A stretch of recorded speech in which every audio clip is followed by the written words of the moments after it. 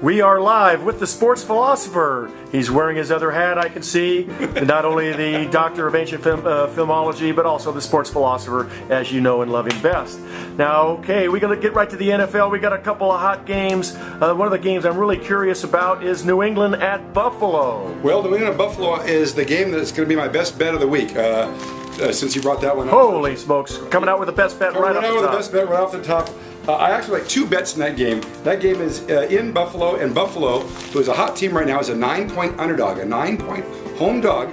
And New England's defense has been a little bit sketchy, a little bit inconsistent during these first 2 weeks. We all know how good their offense is, but I think Buffalo will keep that game close. I'm not going to say they're going to win it, but 9 points is a lot. So one of my bets this week is Buffalo +9 at home against New England. They've lost a ton of games to New England in the past 10 years.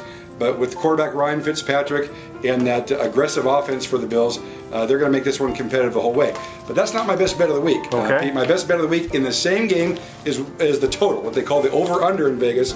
The number is 52, so you can either bet, for people who don't know what the total is or the over-under is, gotcha, to use a slang, you can either bet, in this particular case, under 52 total points in the game or over 52 points total. Now I see it's floated up to 53.5 on my...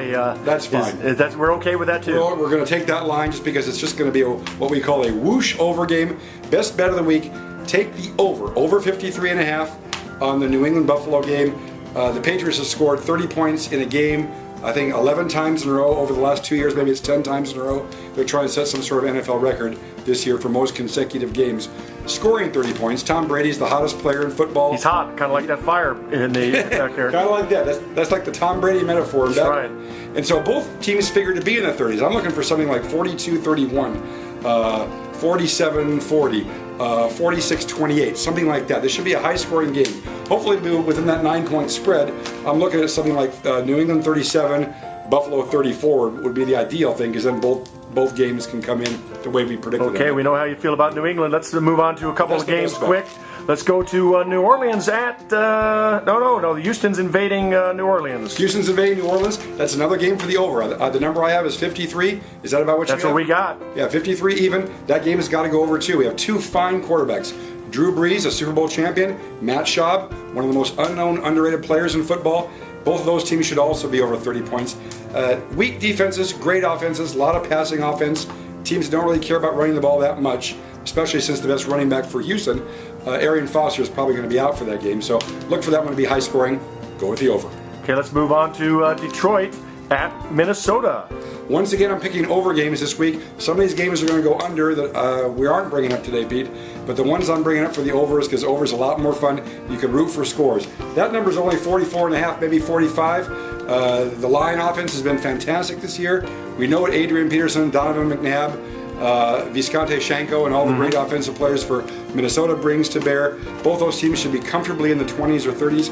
I see that game going comfortably over 45 points. Okay, let's squeeze in one more. Atlanta at Tampa Bay. Another game for the over. That number is 45.5. Two fine quarterbacks in this game. You always want to have a game on the over with two good quarterbacks, so one team is always matching what the other team previously did. Josh Freeman for Atlanta, Matt Ryan for Atlanta. What did I say? Josh Freeman is actually for Tampa, and Matt Ryan's for Atlanta. But they're two fine quarterbacks. That's the point. And they're both in this game. And that game, the number for over-under is about 45.5, maybe 46. Should go over. So we have 5 plays this week. Over in the Tampa game, over in the Houston game, over in the Lion-Viking game, and over in the Patriot game. But the best bet is the Patriot over, right? And also the Bills +9. Those are the 5 bets. But the best bet of the week, over in the New England Buffalo game. Take that one to the bank. Now, before we leave the air, I'm amazed that you didn't touch the biggest game on the schedule. What's that? And of course, that's Green Bay at Chicago. Well, I didn't touch it for obvious reasons. Everybody who's read my column these past 3 years in Laverne Online and in previous years in other papers knows that I am a virulent, loyal, lifelong 50-year Chicago Bear fan. And after they took it on the chin against the Saints last week, and our quarterback Jay Cutler was roughed up pretty bad, I'm hesitant to bet on the Bears because the Packers are the best team in football. I'm not going to bet against the Bears. I just want to lay off the total. I just want to enjoy that game and hope the Bears can turn the tables on the champion Packers at home in what will be their Super Bowl revenge for last year's NFC title game loss. And there you got it, folks. Tune in on Sunday and see if the sports philosopher is back in the saddle.